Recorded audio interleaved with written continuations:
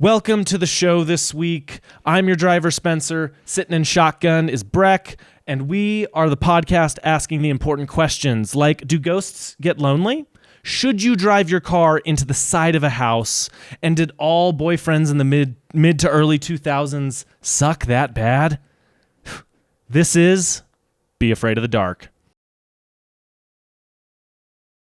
All right, here it is. We are here talking about the pilot episode of Supernatural. Our pilot episode. And it's our pilot episode. Whoa. If you don't like this episode, we are canceled by the network. The network being us.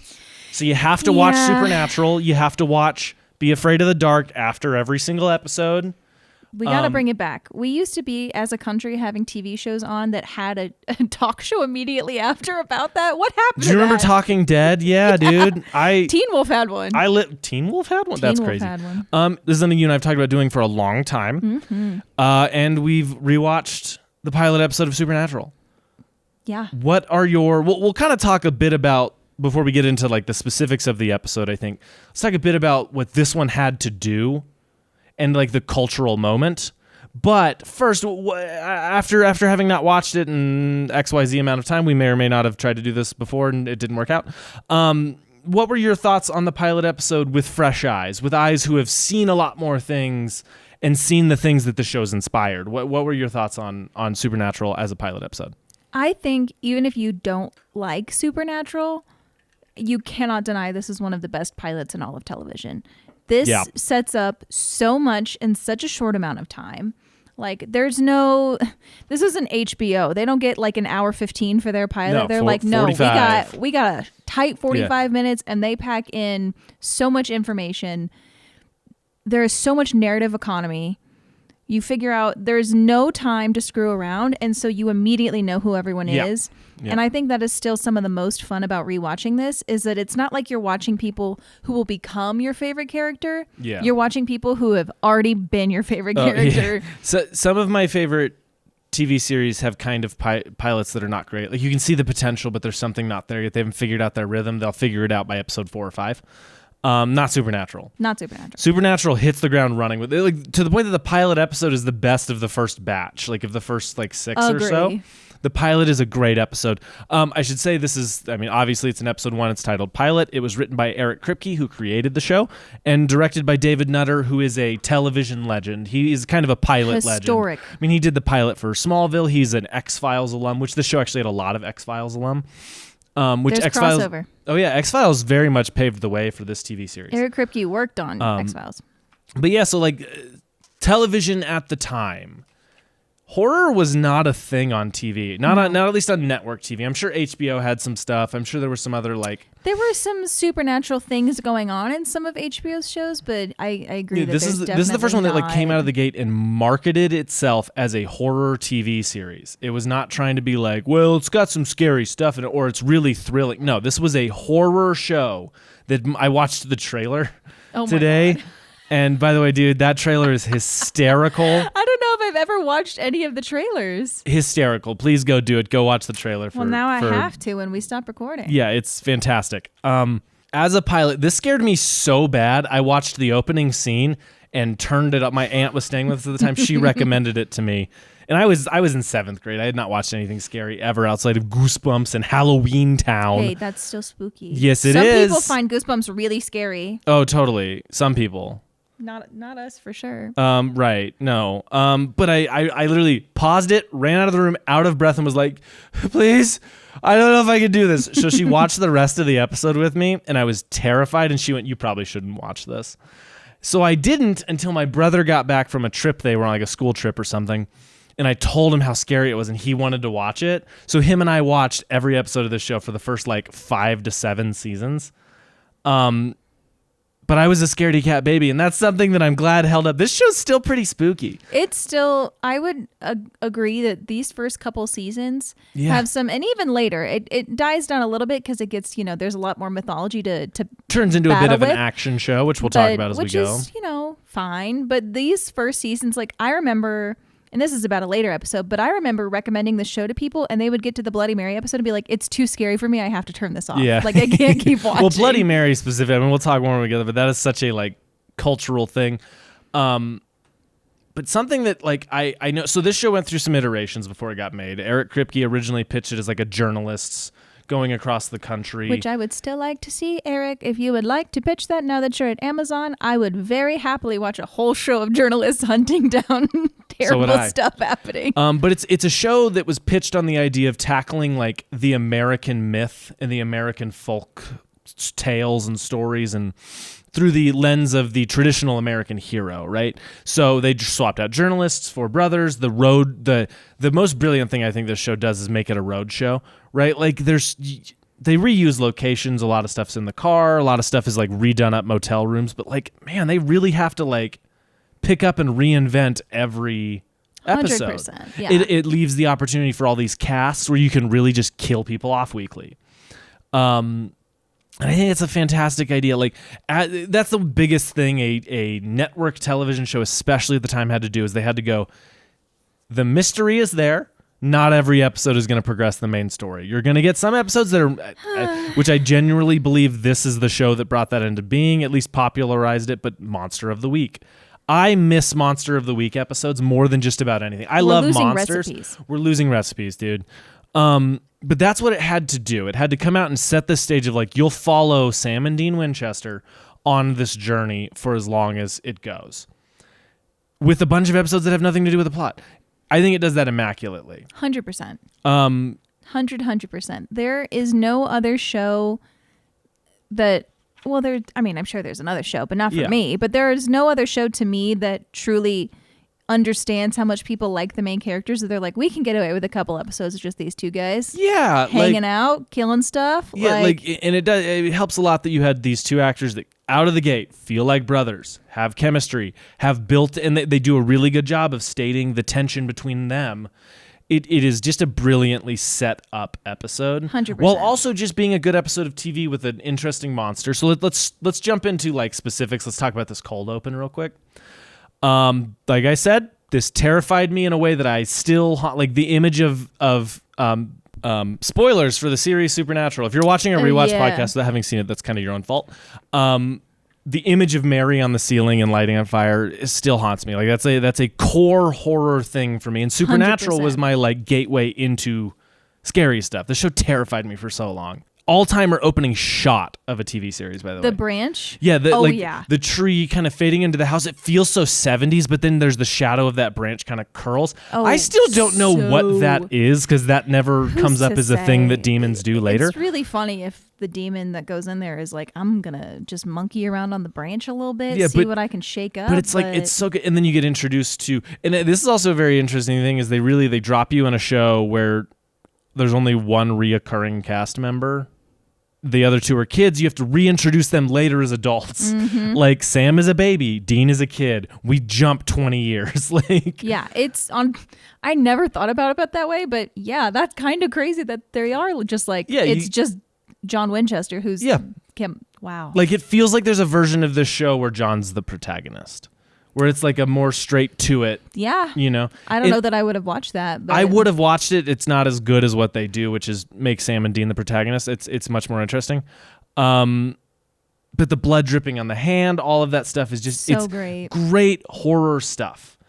It's like you said, it's very 70s. We watch a lot of 70s horror movies, and that influence, also a thing I hadn't thought about before now, but yeah, it's very... The show less so, but like that opening sequence feels very 70s to 100%. Very Amityville, very Black Christmas, very true. Halloween. And then ending that that horror segment, you know, Mary is gone and John runs out of the house as it lights on fire.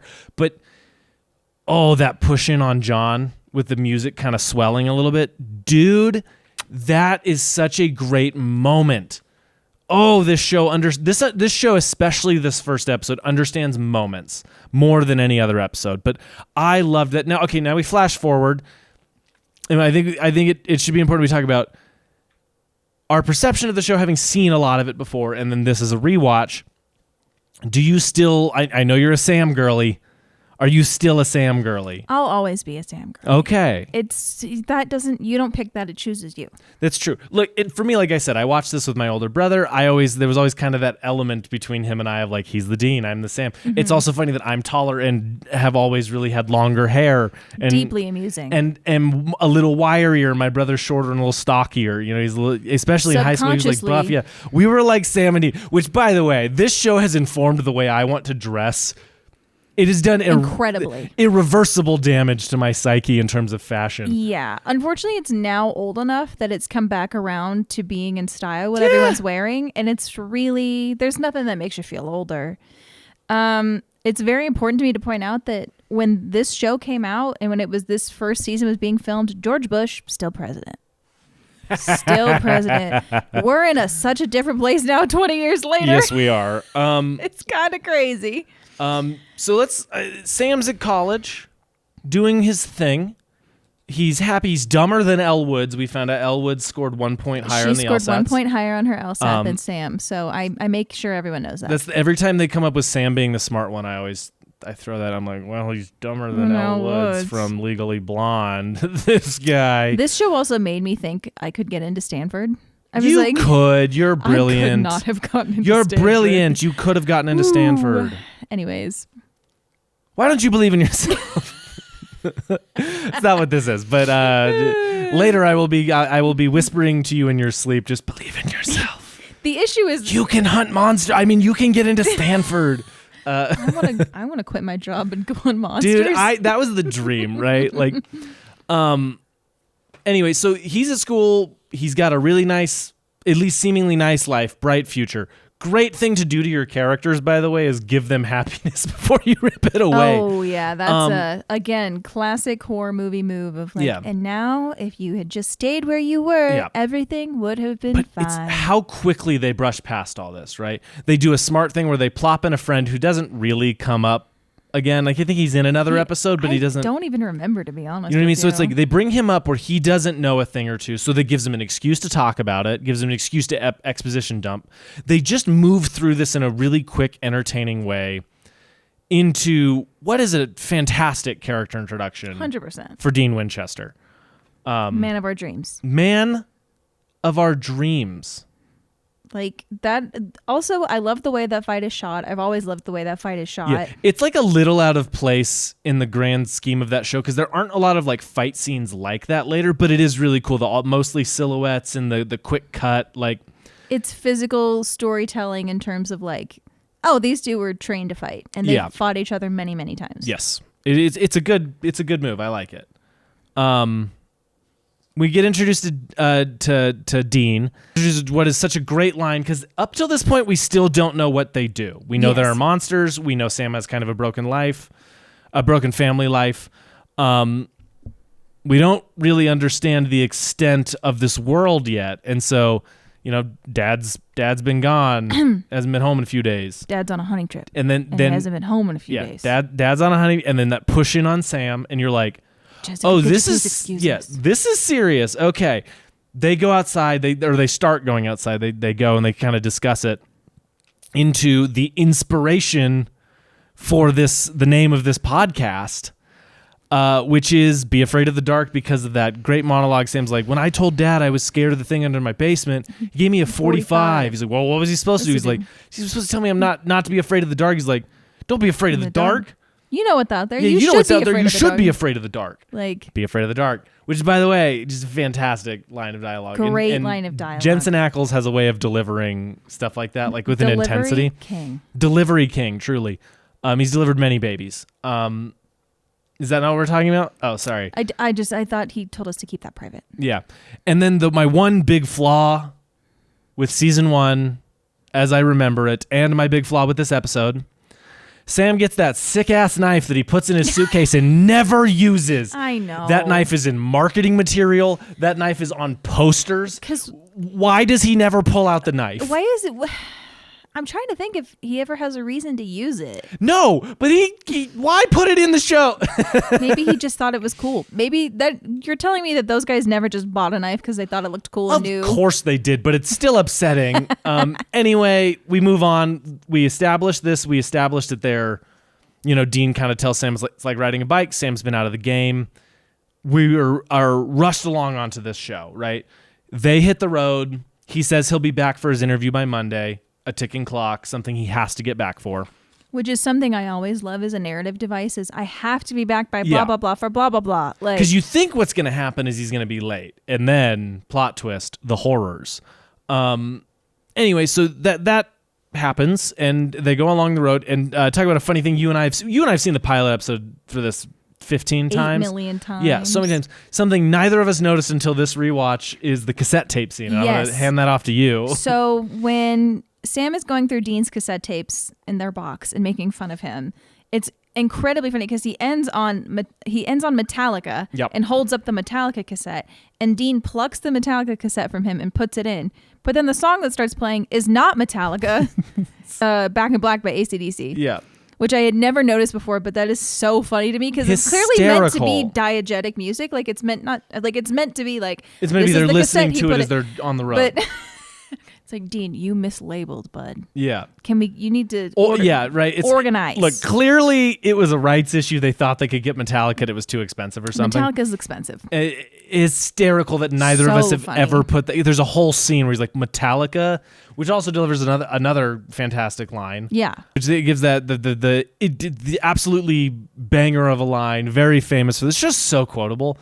But the line of, driver picks the music, shotgun shuts his K-hole. I had that as a sticker with a cassette on my pencil box in high school. Yeah, well, you were very cool. So that was the same year of high school where I dressed up as Dean for dress up as a character day at school. Sick. You were the coolest kid in that school. Anyway, we're rushed along. We get into town, and we realize what the monster of the week is. A ghost. More specifically, a woman in white. I think this is the smartest choice they could have made for a pilot episode. 100%. Ghost is arguably the most famous monster in all of fiction. A ghost is most often a wish. Like, there's so many versions of a ghost story, so many different rule sets for ghosts. This one has to establish its really quickly. And doing a woman in white, which is a pretty common piece of American folk, maybe not even American, just folklore. Pretty much any body of water has a woman in white legend or myth. So they picked something really smart. They picked something familiar, ghost. They picked a very specific version of that, woman in white, and they established their rules opening scene, right? With the woman getting in the car, which is shot so well, right? She's on the side of the road. She kind of glitches.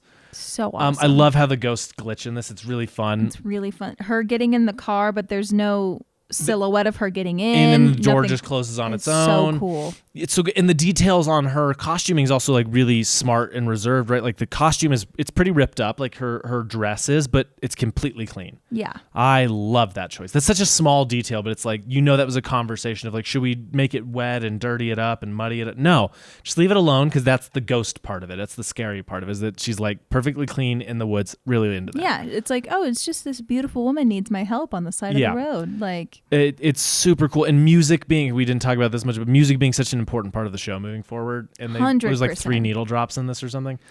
And even just songs playing in the background are great. Like, there's no wasted airspace. No. This show's so atmospheric, and the music really lends itself to that type of Americana 100%. And that kind of thing.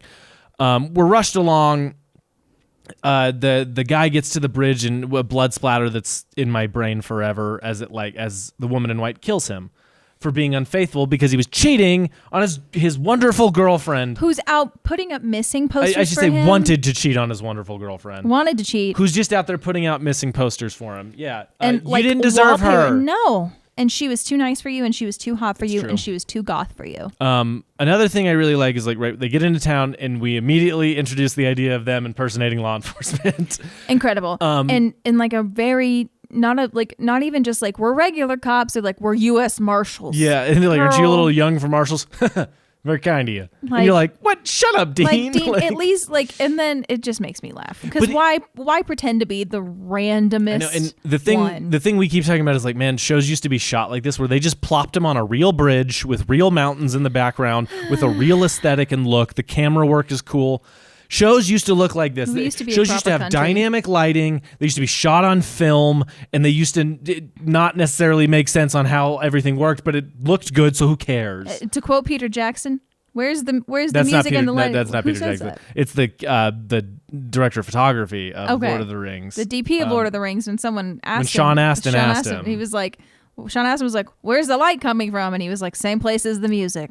That is the thing that we on sets say whenever we're doubting ourselves on like a creative. We're like, is the lighting too much here? Like, it doesn't make am I crazy? Does not make sense. Same place as the music. That's all. And we just move on. That scene's great because it really, like, they're walking away and he slaps him in the back of the head. It just really establishes their dynamic really well. And again, they feel like brothers out of the gate. And we get our first getting shit done musical sting. Dude, No. every show is going to have some kind of musical track that can be summed up as getting shit done. The Bear has it. The Bear has a really good one, but this is maybe my favorite. That kind of rock. Yeah. So good, so cool, and they use it sparingly enough that it always kind of hits. It's always great. And I love that in this episode it's Dean getting out his box of fake IDs. Yes. Good shit. So they go from there into town that are credit card scammers, and that's a fun, natural way for them to find John, their father. Which we should also just this episode and this season are about them looking for their dad. Leave him alone. Was he ever that nice to you? No, right? Get rid of him. This season specifically is daddy issues this season. Oh, 100%. And I have a note earlier of that it's also very interesting that they immediately established that Dean is a daddy's boy. Yeah. Because he's like, "Daddy," as a kid, and you're like, "Oh boy." And he's still like that at age 26. He's just more subtle about it. Well, there's also the pentagram scene where they're talking to the girlfriend. And this is something I really like this show does a lot. It takes things you know and reverses them. So the pentagram is not actually evil. It's a symbol of good. It's a symbol of warding off evil. Which is true, right? It takes this idea, this commonly held belief, and flips it on its head. Also, brilliant thing that this show will do pretty routinely. Again, with ghosts, there's just a little bit different. There's a few different rules to ghosts. 100%. A few different rules to possession, to monsters, right? Things like that. I really like that about this series. It takes what you know and it gives it its own special supernatural spin to it. Yeah. Well, okay. So then we get old search windows, which is going to be my favorite part about the first 10 seasons of this show so is old great. technology. I'm so excited about that library scene is also shot why is it so dark in that library and so bright outside? It's amazing. I'm so into it. Someone turn on the lights in this freaking library. I'm so into it, but I love old technology popping up and stuff. That's why I love so kind of great. early 2000s horror movies so much. It's a very specific vibe and time of I have to go down to the library and look up all the deaths in this area. It's so good. It's crazy. I think that's fantastic. And then we get the night scene on the bridge, which is one of my favorites of the show, I think. 100%. Because we established the thing that needs to be said early in the show, which is that Sam has a lot less reason to be invested in this than Dean does, because he doesn't remember his mom. The revenge, all he remembers is growing up without a childhood. Yeah. At all. So I think that is a really smart thing the show does early, and it also has one of your favorite gags in the show. It has one of my favorite moments in the whole show, which is... Well, there's two of my favorite moments in the whole show. They see the woman in white. She jumps off the bridge. They run over. They run over. And then Sam has the wherewithal to hold on to the bridge so he doesn't fall. I thought we were talking about the keys. Oh, the keys also. But okay, let me finish this part. Is that I love that Sam has the wherewithal to hold on to the edge of the bridge and Dean just fully flings himself into the water. Hysterical. Again, easy character building in one choice. But no, one of my favorite shots in the whole series is them seeing the woman in white. She jumps off.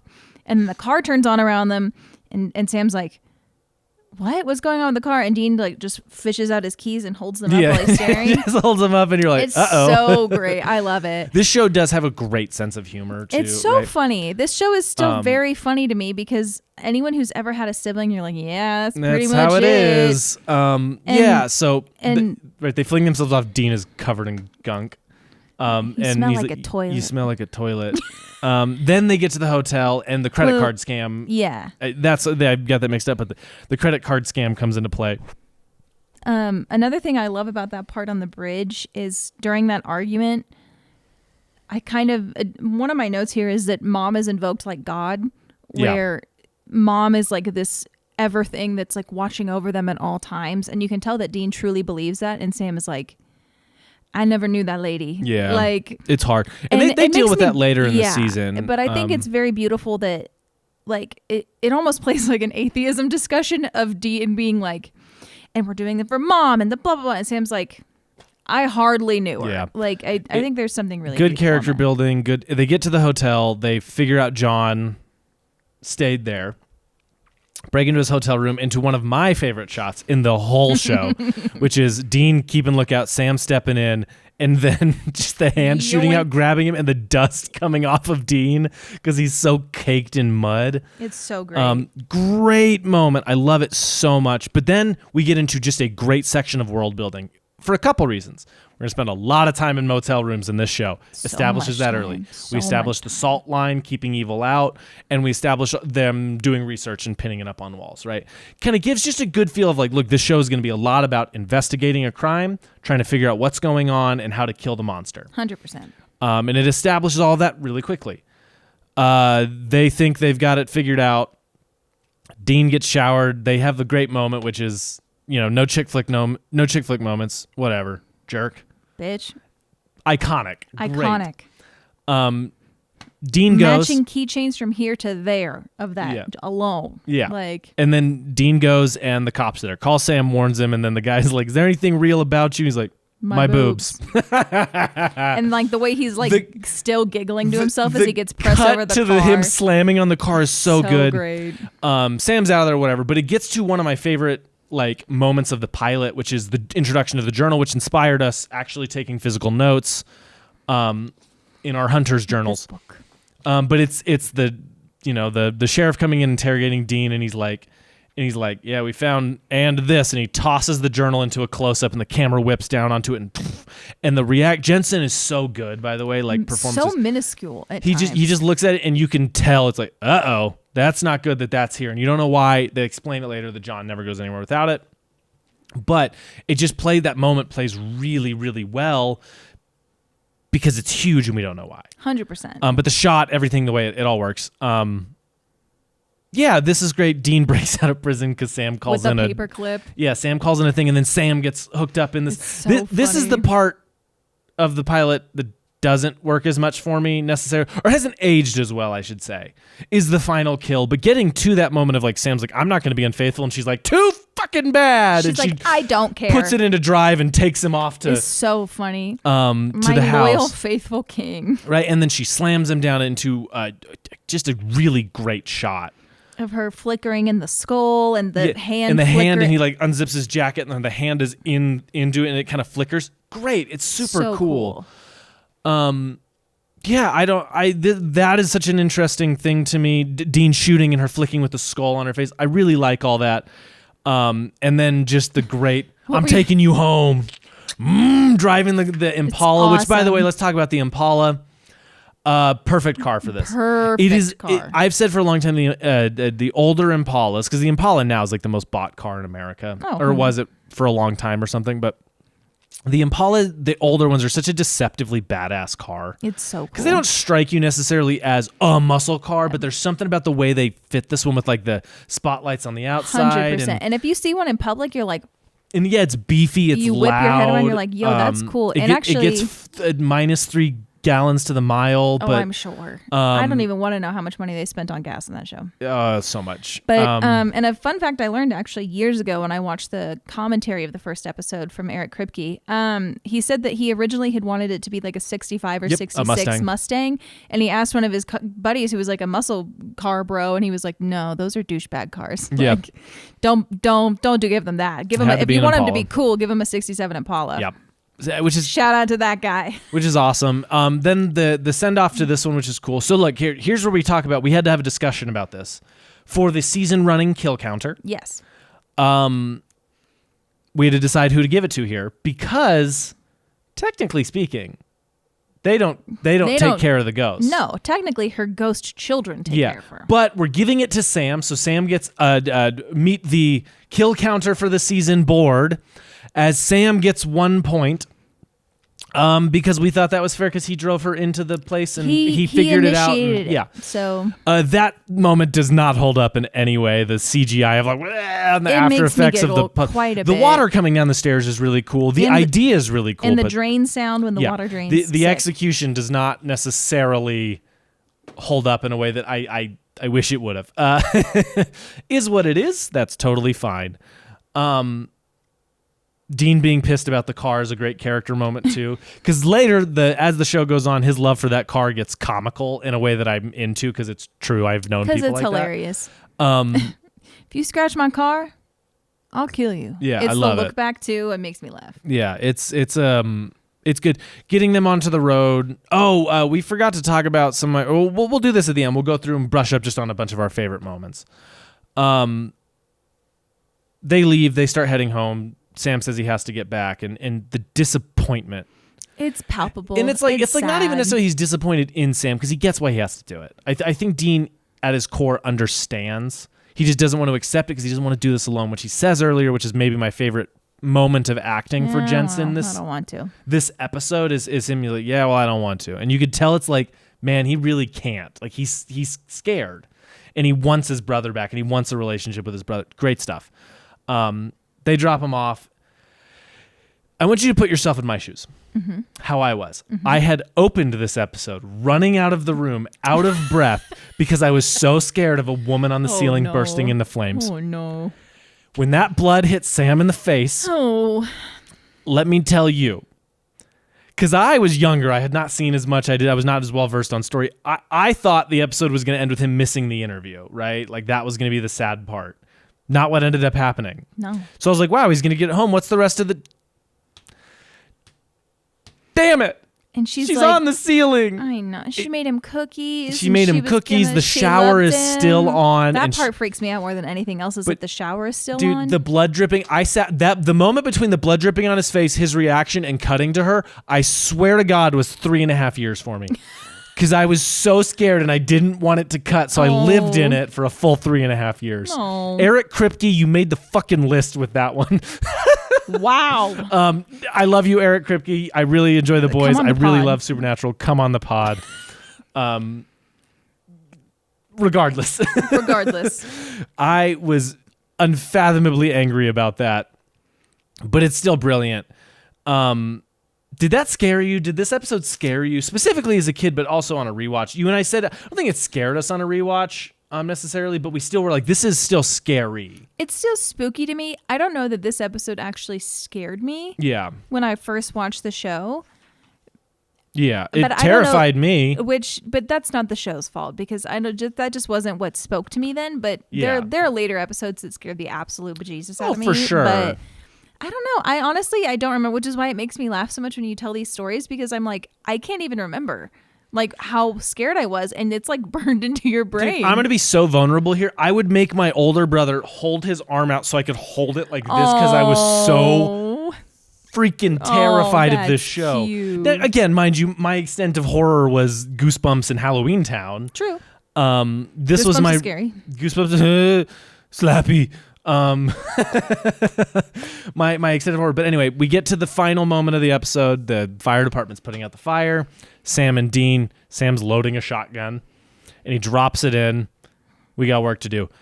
One of the best openings to a television series ever. Yes. Followed by one of the best pilots of a television series ever. Followed by one of the best endings of a television series ever. Dude, literally, I can't stress enough, like, even not as a fan of Supernatural, I can't imagine people watch this and go, it's good. I literally can't fathom people watching this and not watching the rest of the show. I know. Even if for a little bit, like there's all sorts of theories on how you should watch Supernatural now and when you should stop watching. But if you watch the pilot and you're not at least turning on when to go next, I don't know what's wrong with you. Yeah, like again, if horror isn't your thing, I get it. But there's a lot of action and a lot of investigation, a lot of good character work. Which, like, I should also say, like, Eric Kripke created the show. What was Bryan Singer? Not Bryan Singer. That's a bad person. Robert Singer. Yes. They've credited him, and Eric Kripke has credited him with Eric Kripke creating the world and a lot of the plot and a lot of the mystery, and Robert Singer coming in and doing a lot of the character work and making a lot of the character arcs work really well. It's such a great 1-2 duo of somebody who's big picture and somebody who's really nuanced episode to episode. Both of those guys deserve so much credit, and David Nutter deserves a lot of credit. Huge credit for how well ups. directed this is, because it is really well directed. It's got good camera work, good lighting, good setups, great acting. Like, again, these two come out the gate, and if a director could have really gotten in the way of this, of them starting their journey together, and he doesn't. He lets them have their natural charisma and touches it up when he needs to. 100%. Great stuff. Because I think that could have gone very awry, because Yeah. you have a guy who's famous for being on Gilmore Girls, Yeah. and you have a guy who's famous for, at this point, being on soap operas and Dawson's Creek. Not Dawson's Creek. That's a joke he makes. See, but the bloopers are also burned in my brain. We'll get to that later. Yes, they are. But just other things, like, they're both not what I would call big time by any means. No. And I think that could have really hurt it, and instead it helps it in every way. Yeah. Because they're not like, I know that guy from the other show. Yeah, Let's well, see it's- him pretend to be someone's brother. Like, they don't especially 'cause, suffer like- from actor face. Yeah, look, I think the WB believed in this. Yes. At least to some extent. Critics were generally pretty middling on it, at least at the beginning. I mean, it lasted 15 years. It clearly has an audience, and you and I are doing a rewatch podcast. We clearly love it. It's got staying power. But critics, from my understanding, were generally pretty on it, but did compliment it. Did go, Yes. okay, they've set up a great formula for a TV show that will grow and become cool as the mystery unravels. But horror wasn't a thing on television at the time. So anyway, we've discussed the episode. Let's rattle off a few of our favorite moments before we get to our segment of best line and best kill. And we'll explain the rules of those in full detail now.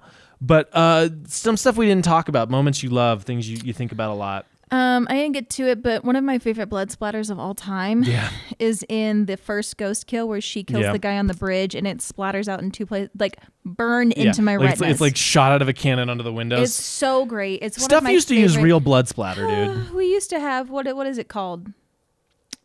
The squirty thingy. What is it called? Gibs? Not Gibs. Squibs. We That used to have wouldn't be a squibs. squib, I don't think. A squib is if somebody's like shot and it's like pops on their body. This is just an air cannon with blood in it. Sick. Air cannon with blood is I guess my metal that's still a band name. squib. Tell us in the comments. But yeah, that's one of my favorite moments. And now tell me a few of yours while I look at my other one, because I know there's another one I was thinking about. Again, it's a lot of the character work. It's a lot of the imagery. It's a lot of the music. But I also really engage with like the pathos of it. Like, it's very emotional. I'm very hooked in on. I want to follow these two really bad.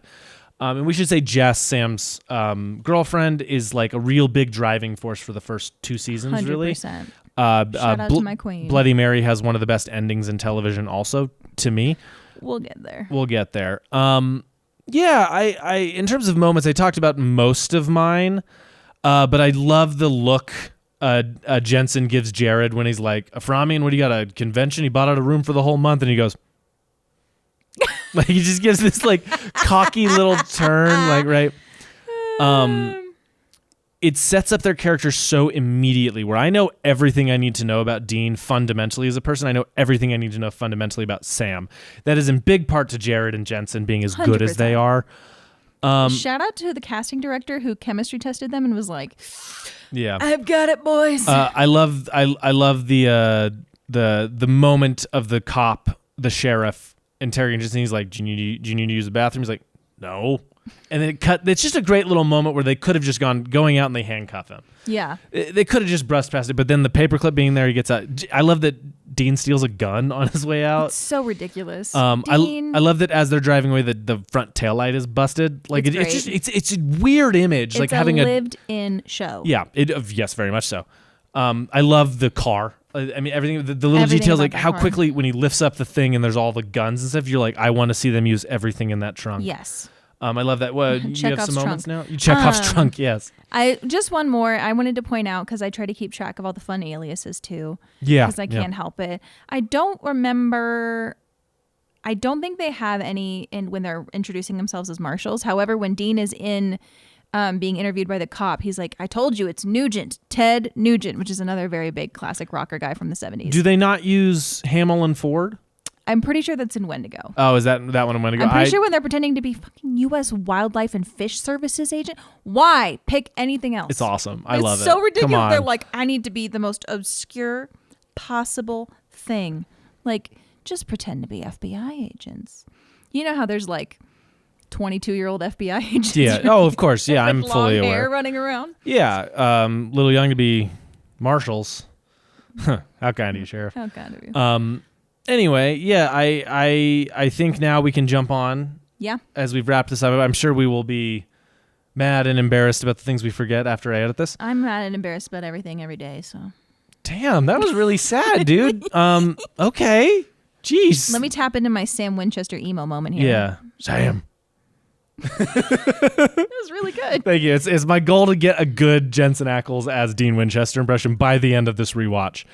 Anyway, so now we're on to our, I guess, B segment of sorts, where we are both going to give our favorite line, and then we're going to each nominate a kill that will go up to our end of the season special, where we break down and do a basketball style, March Madness style bracket for our favorite kill of the season. I'm very excited. I'm very excited about this. Very excited. So we both, I think in this one we're both going to have the same kill. We may have different lines. So let's start with line.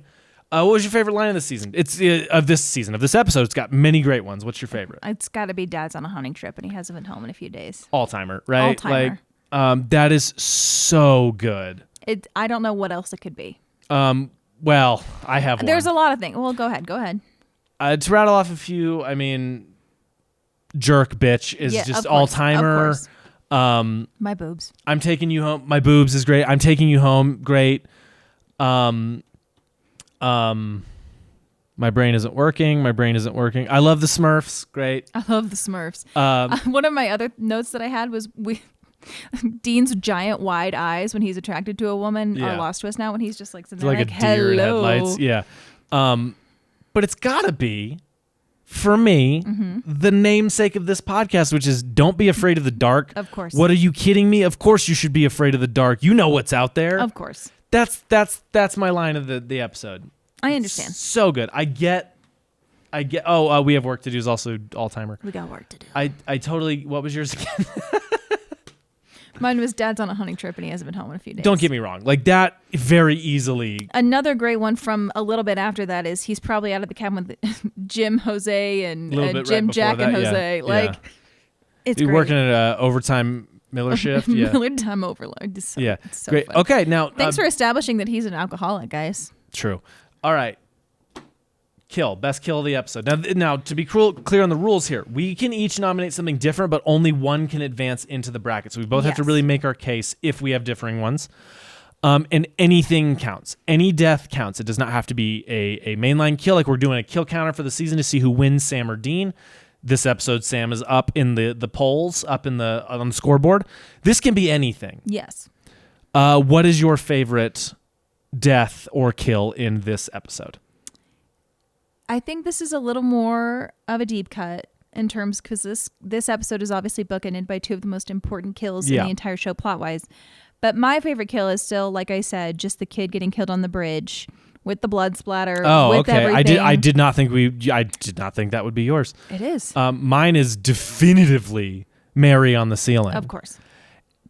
And my reasoning for that is it's iconic. It sets up the whole show. It's everything. It's everything. The way it's shot is really original and She's weird and on scary. fire. Her expression, the flames bursting in behind her and slowly consuming her, all of that is great. All-timer. I think that's an iconic moment in television. The Ethel Cain of it all. The Ethel Cain of it all. Yeah. So how do we want to go about this debate? I like mine, but I will. You'll yield it? I'll yield it because Sick. Again, we don't have to fight in front of the kids yet. We're not yet. But no, as much as I love that kill and it has a very special and near place in my heart, there's no answer but Mary. That's the most fun killing. The way the car rattles, the blood splatter being so specific. I'm totally it's a great kill. It's just the Mary one it sets up so much. It's everything. So Mary on the ceiling is taking our first slot into our bracket. You know what I just realized? What's up? That John and Mary have the same names as the biblical John and Mary. Yeah. Am I dumb? No, I mean. I just realized that. Wow. Yeah. So look. Surely that won't come into play in 5 seasons. No. Any final thoughts before we? Just that I miss a regular 45-minute drama with 24 episodes shot on film for I really do. the WB, the Warner Brothers Network. I really do. We lost things. Yeah, we really did. TV used to be like this. TV used to be like this. Like Stranger Things could never. Yeah. So look, this is Monday. You have 7 days to watch the next 2 episodes of Supernatural. Those episodes are Wendigo. I don't repeat that word, but okay. The first way you said it was correct. Okay, so it's Wendigo. You're gonna find out I'm the superstitious. She's very superstitious, and I am not. So you have a full week to watch Wendigo and Dead in the Water. Dead in the Water. That will be our next episode that we cover. But until then, you guys, you know what to do. Get your journal, hit the road, but remember, you know what's out there. Be afraid of the dark.